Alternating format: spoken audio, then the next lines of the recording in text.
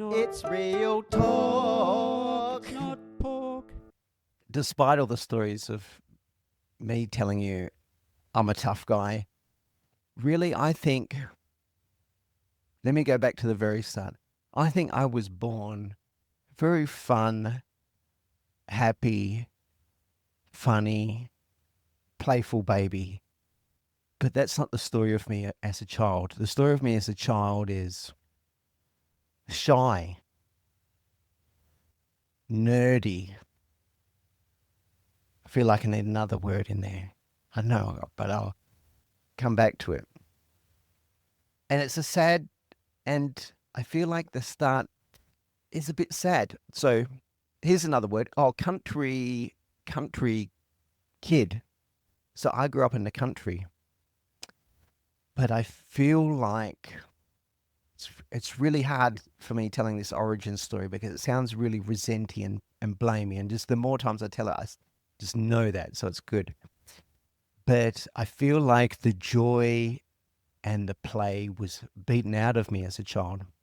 So I used to get hit a lot um, by my dad, and I'm just gonna use broad strokes here.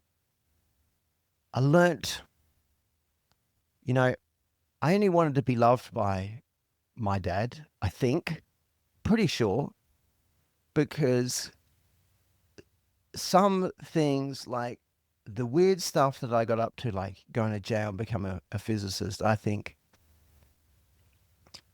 the need for that started early.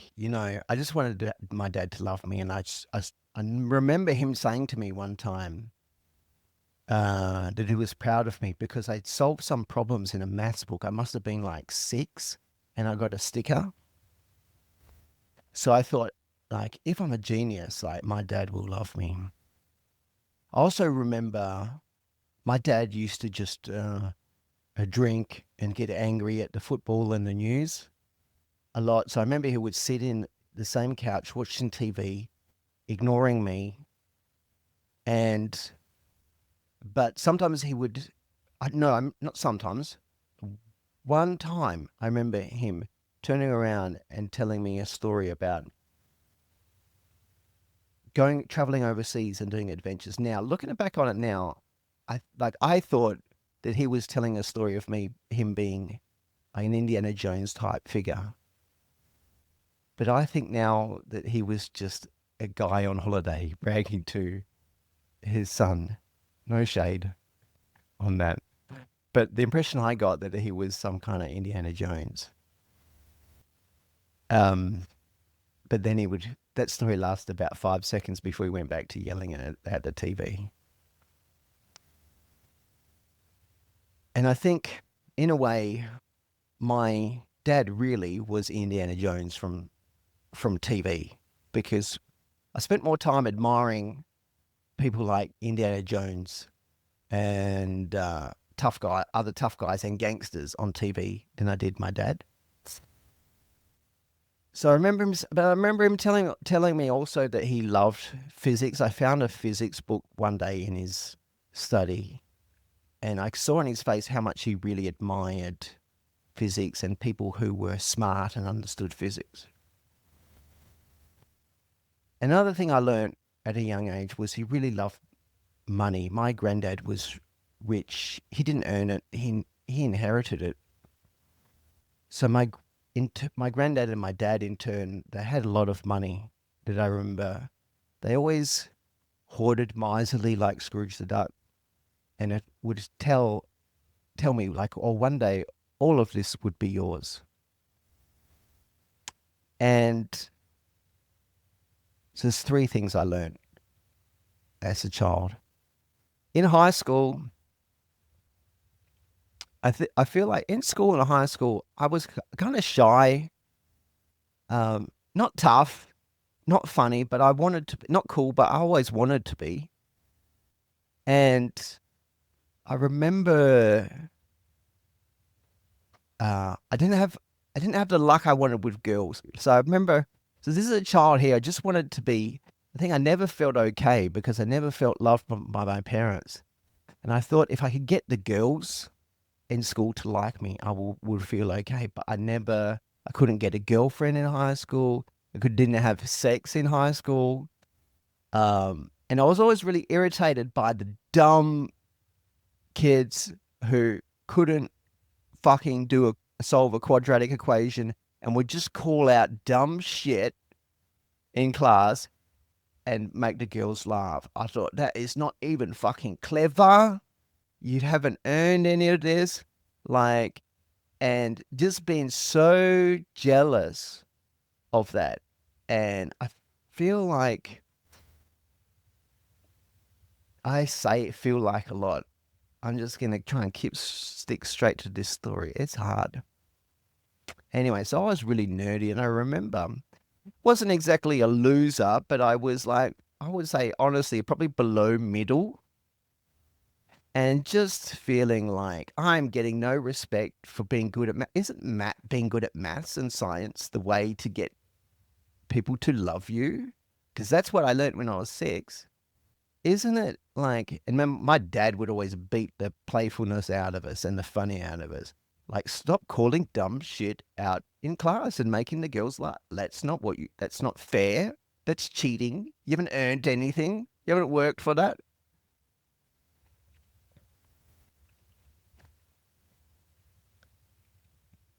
After high school, I went to university. I went to university in Perth, and I remember it clearly, filling all of my possessions I had into 1967 Toyota Corona and driving up to Perth.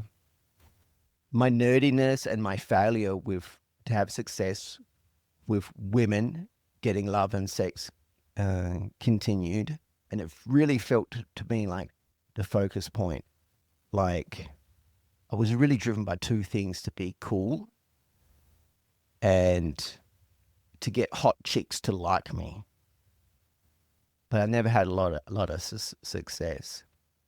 I got one girl. I got a girl to have sex with me. I think when I was 20. How old was I?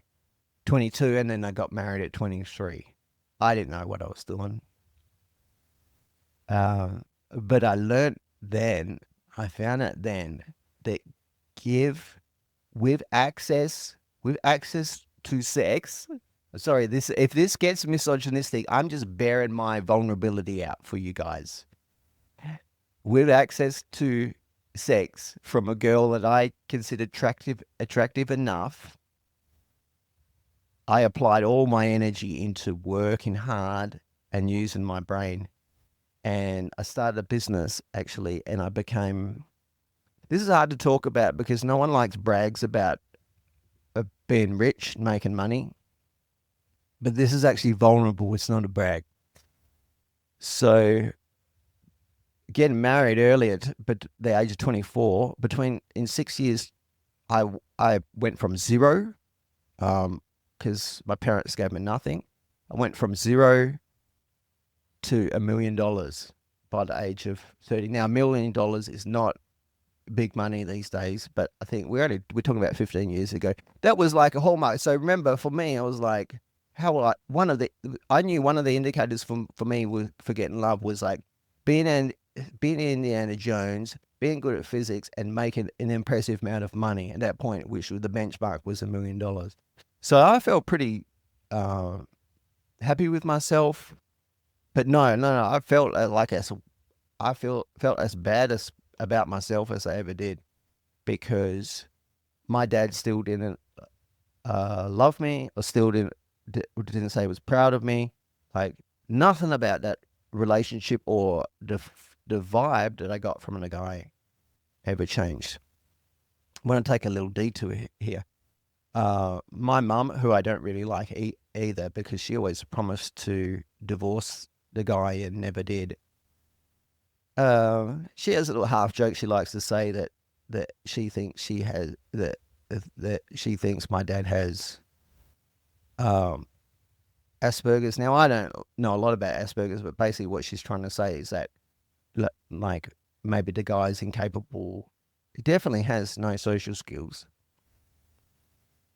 but maybe incapable of loving or really making anyone feel love. So whatever. It's not a blame. This story is not a story of blame from me against another person. It's a story of this guy and what happened. So I chucked that business in. So I had a business that was making $350,000 a year, and when I saw that didn't get me what I needed, I destroyed it, and I went back to university to try again. So money didn't um, get me love. What about this physics thing? My dad loves physics, right?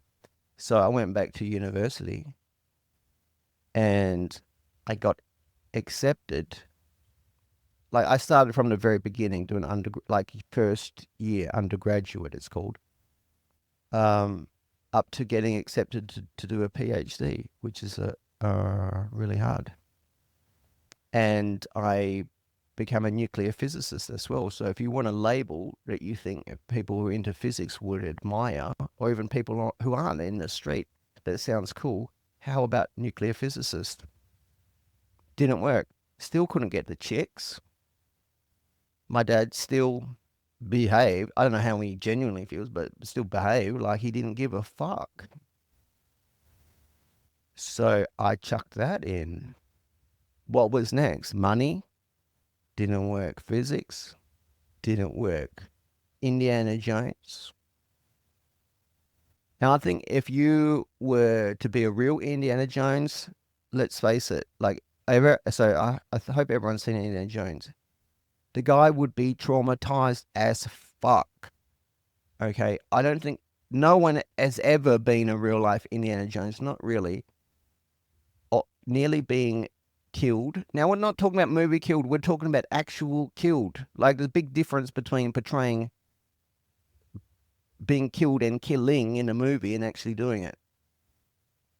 People trying to kill him, watching his friends around him die, and actually killing people. Do you remember that scene in the one Temple of Doom where one of his opponents is a big guy with a whip and cold as fuck? Indiana Jones pulls out his gun and shoots him, kills him. Indiana Jones is a killer, okay? Now, and was captured and did all these stunts, right? Now, that's not easy. That's scary. So I become addicted to drugs before I set off overseas on this to become this Indiana Jones type figure. And no shit, people know now that my Indiana Jones story is one of drugs, sex, and going to jail. I'm not sorry, but that's about as close as I could get to it. Okay, I'm not going to become an archaeologist and go off hunting for treasure, though. I wish I could sit here and tell you that that's what I did. So basically, I became addicted to meth. Hey, I could add a fourth list onto fourth thing onto this list of things I think could get my dad to love me. My dad was was always smoking weed as well, and I feel like I got this picture of like from the gangster movies that I turned to, and that drugs are kind of cool. So I did also have this back pocket cool idea that if I did all the drugs and was this kind of druggy superhero, that I might get the chicks as well as I might get love from my dad. So anyway, I became addicted to meth and blah, blah, blah. Ended up hopping on a plane and decided to move to Thailand. It's basically a story of me driving around doing stunts on my motorbike, making friends with gangsters. That's kind of cool. So hanging out with gangsters.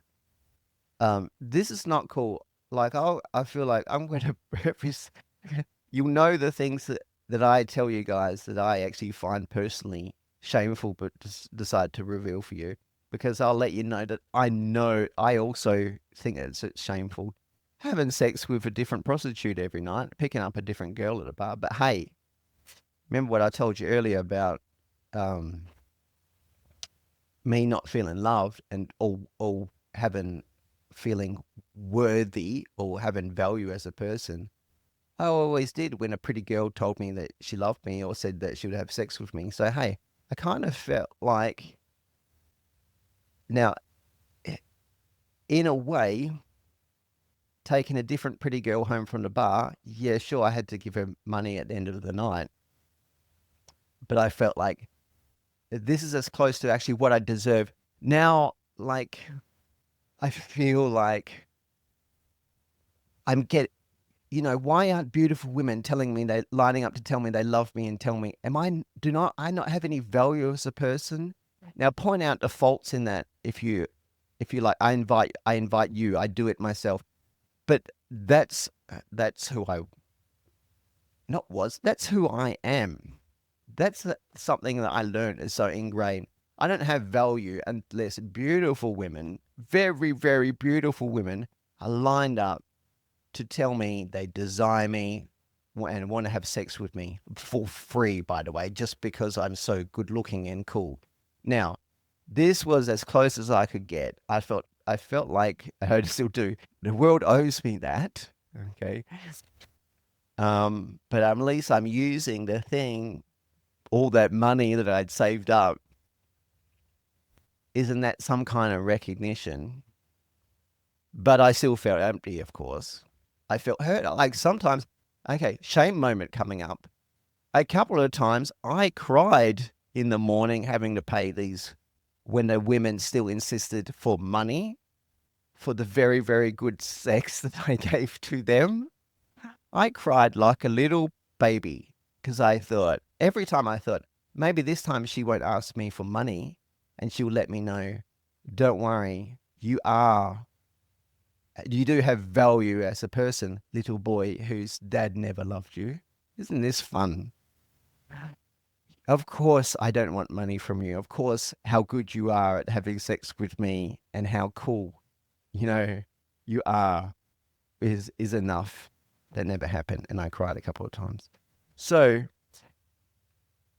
um, oh, by the way, which brings me to the part where I get arrested in Thailand quite a few times. So I had a couple of run-ins with the police. All pretty cool stories. I have to save all of them for different moments because, to be honest, it's just if I follow every rabbit hole, it's endless, and I could spend the rest of my life telling you guys fucked up stories of fucked up shit that I did. So let me just cut to some highlights. Um, I had sex with 3 hookers one time. Don't think that I'm. What was I going to say? I was going to don't think I'm cool, guy. Not everyone's thinking. No one thinks that you paid for it. Okay. Um, but one, it's a guy thing. Two, it connects with what I was telling you, my flaw I had before about my desire to just feel loved in whatever fucked up way I could. But three's too many, and I didn't get to have sex with one of the girls. So shame moment coming up. I paid her money to be my permanent girlfriend, and when that went sour and I kicked her out of the house, I felt ripped off. I went back to that brothel after a night being fucked up. By the way, we're talking about in a series of years of me spending every night fucked up. I went back to that brothel. I broke into it. This is a shit ass brothel in a poor third world country. They don't have a bathroom. They bathe and flush the toilet out of a big tank of water. I pushed that tank of water over, flooded the building. These hookers went out screaming. This is the not funny version of this story. Blah, blah, blah. Fighting ensued. I got arrested and I went to jail for the first time. In jail, I got knocked out.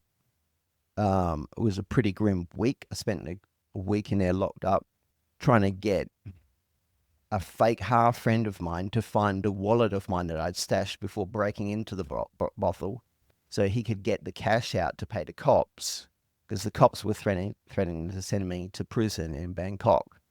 Very scary. I was texting to my parents and family, friends to help me. By the way, this happened quite a few times while I was fucked up, losing my wallet, having no money from spending it on drugs, getting in fights, getting in dangerous situations.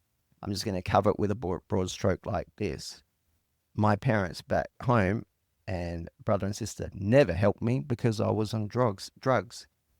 Something I'm still very angry about, because right now I have a job where I specifically set out, I go into the street, find people on drugs to help them. It's a paid government job I do, not just something I do for a hobby, because of the resentment I feel towards them. And it is resentment.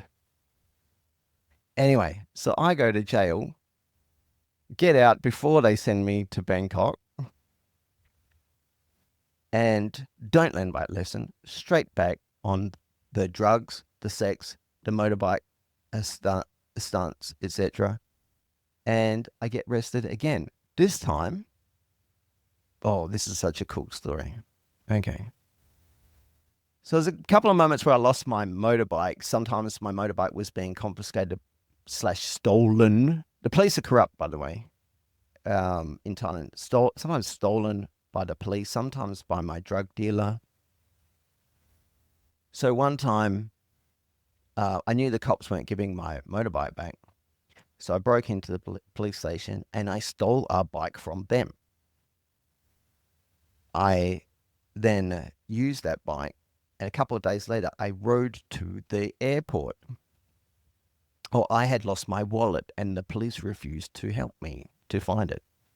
So I rode to the airport and I said, the bike that I stole, I said to the people at the airport, I said, but I was stranded on this island, hungry and starving, by the way, at that point, because I had no money.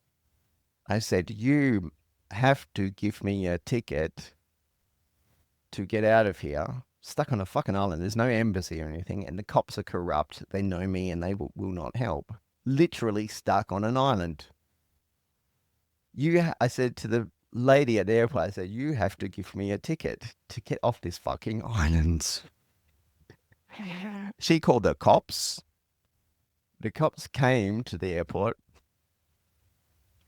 They said, what are you doing? I said, you know what I'm doing. You didn't help me find my wallet.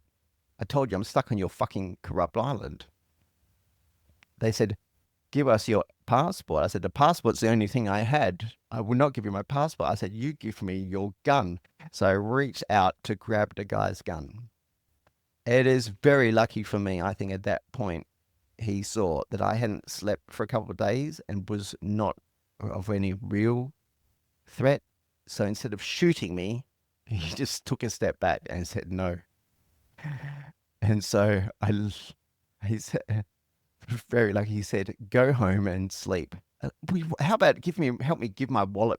Kind, little bit. How about help me get my wallet back? Anyway, so I rode that bike that I stole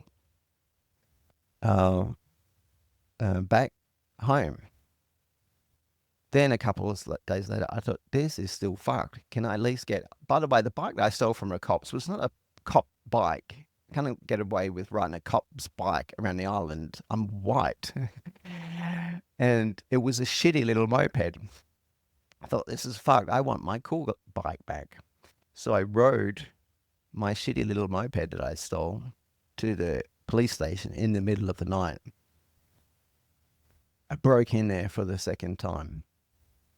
I cut the barbed wire around at the top of the fence that surrounds the police station and climbed over the wall. And my bike was locked up. So I broke into the building itself to look for the keys. I couldn't find the keys. I had to back out of the police station again. I had to break out into a mechanic store to steal bolt cutters. Took those bolt cutters back to cut the chain on my bike. Rode my bike out of the the police station. But I wasn't done with my funny little payback yet. I stole a policeman's helmet and put that on and rode that home. But to be honest, that was very funny. Well, it wasn't funny at the time. It was very, very dangerous. And I was scared. That's a scary thing to do. But I was desperate. I had no choice. It was either that or die in the street. That's not why I went to jail. I got away with that crime. Not really a crime when I feel like your hand is forced like that. I still don't have money. So a couple of days later, I go to... Now, I'm not a bad guy. By the way, I'm aware that I half start sentences, stop them, skip one, and then go to the next. So I needed a couple of things. I needed food, but I also needed petrol for my bike. Remember now, I have no cash, have no real friends on this island. I only know gangsters and drug dealers and prostitutes. So I thought it is only fair to take, I don't feel like it's stealing, but to take petrol from my drug dealer, who I've already bought thousands of dollars worth of drugs from, and is in fact also corrupt. And what do you call that? With it, I know she paid the police to sell drugs and do her crimes. So I'll take $1 worth of petrol. So I'd ride there, take $1 worth of petrol. The petrol's in a whiskey bottle. This might sound odd to you, but the petrol is in a whiskey bottle outside the front of her massage parlor. That's how. Now we're in a shit little Thailand village. So if some of this sounds odd and like it doesn't make sense, then just that's why. She comes out, she tries to grab the keys for my bike. I say no right away to town. Now I go to another massage parlor. A lot of massage parlors involved in this because I'm only buying drugs and having sex with hookers. So, but I know where they have a kitchen where I can get some rice. Okay, I'm not going to steal a 3-course meal. I'm going to take rice. So I go there. I'm cooking rice in this kitchen in a massage parlor. The cops come up, tap on the window. I can't run. There is no fire escape. So I have to go out to the outside to talk to them.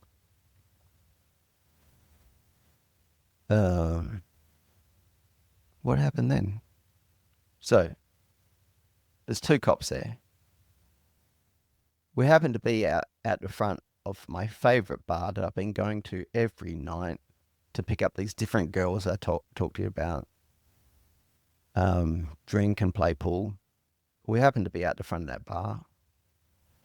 They said, "Did you take petrol?" Very odd. I mean, they just saw me kind of like stealing rice. But they're on their stealing petrol thing because my drug dealer's out for cash. So they have this thing in Thailand. If you're a corrupt drug dealer who pays the police, you can go to the police, tell them about a crime like this, arrest the guy, let's extort him for more cash to get him to pay to get out. They say, "Did you steal some petrol?" I said, "Yeah, it's from that drug dealer that pays you so she can sell drugs and extort cash from me." I don't know. I'm not that fast on my feet thinking, but I do know how to just straight up hit people with the truth. I'm like, what the fuck are you? You have got to be kidding, claiming. Because the premise is that they are legitimate police and they're doing some kind of good. Now, I know they don't give a fuck about me pointing that out, that incongruity out to them. But that's all I have. And I'm tired at that moment. And so they say, "Well, then we got to take you to jail." Now, at this point, I am very actually scared to go back to jail. Jail sucks. Scared the first time. At this point, I'm still scared. Talk about hitting people with the truth. Now, take you back to the start of this story. I'm not a tough guy. I'm not one of these dumb kids that just shouts out shit in class. I can't get off just telling them the truth or being real and like not pleading, but like just hitting people with truth and what's good and what's right. So all I do is say to them, well, that's not right. I don't deserve to go to jail. And I announce the fact. I said to them, well, then I am going to run away. And in that moment, I start to run away. Now, in my mind, I'm like, and you just picked up on that, right? That I just laid down the truth with you, that I'm well within my rights to run away because it is not fair for me to go to jail. Didn't stop them from chasing me, and didn't stop me from. Now, look, I'm a very good. I'm shame moment coming up. I don't think this connects to getting love from my dad, but I happened to be a very, very fast sprinter in high school. But when I've been smoking meth for years and up for nights and wearing my thongs, basically I did fall over in the street. And the cops piled on and I couldn't get away. And lucky for me, they don't add any charges on you for resisting arrest. Fucking third world country. I mean, don't tell the police in Thailand that over here we charge people extra charges for resisting arrest, because I wouldn't have deserved that and I probably would have got a longer sentence. Anyway, so back to jail for me. What I said about being scared earlier was a lot more comfortable the second time.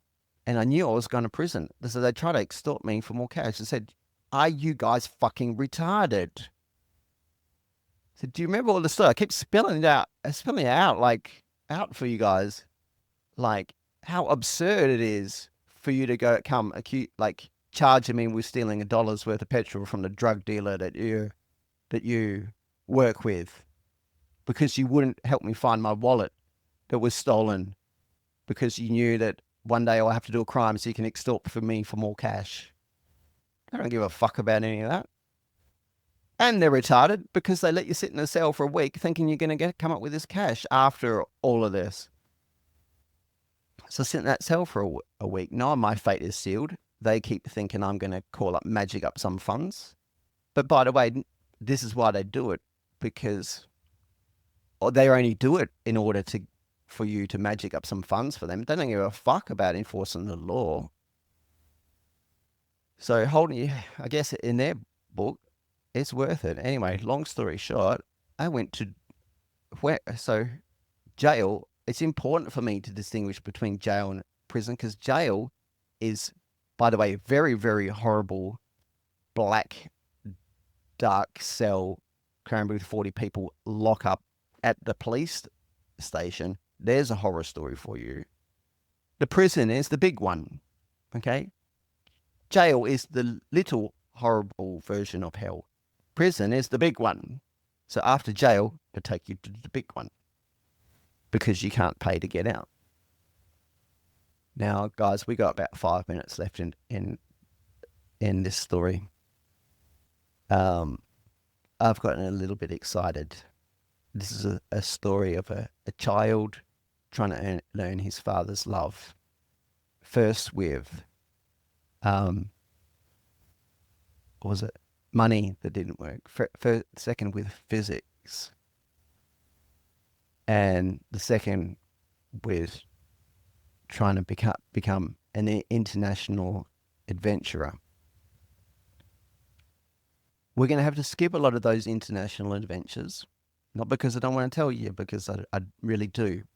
Because if no other value, if they didn't get my father's love, let's hope, it's probably clear. I don't hope it is, but it is probably clear that it has created a kind of little attention seeker that hopes to receive feelings like love and validation from strangers. So if this weird stuff that I put myself through has any value, it's that. So I do want to tell you guys these stories, but I'm going to have to bring it home. So we're going to have to skip a lot of those adventures and bring us to where?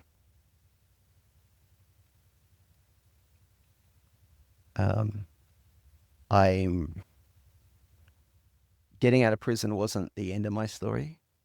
I went back to Bali and all the stuff the stuff that I did in Thailand, I repeated again in Bali, but it got much worse. So look forward to that.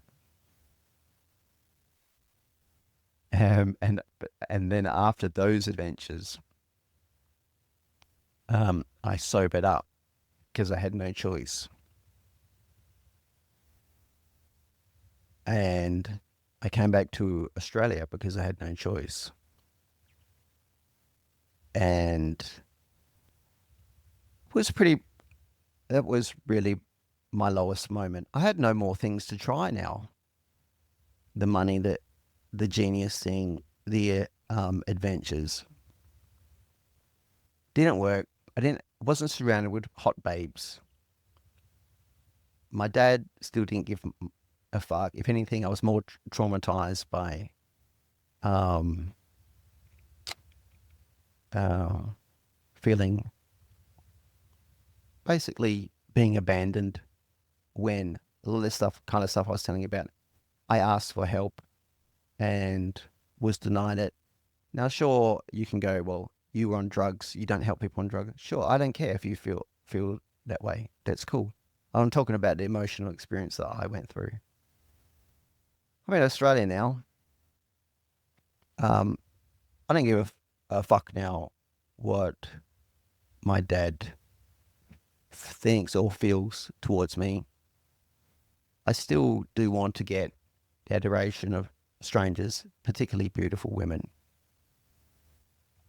I hope that I'm coming back to my roots. I feel like I think that I was born.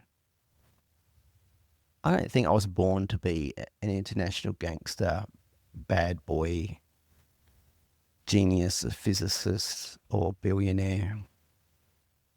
I think I was born a happy, funny, playful baby. Um, Now I'm trying to do comedy.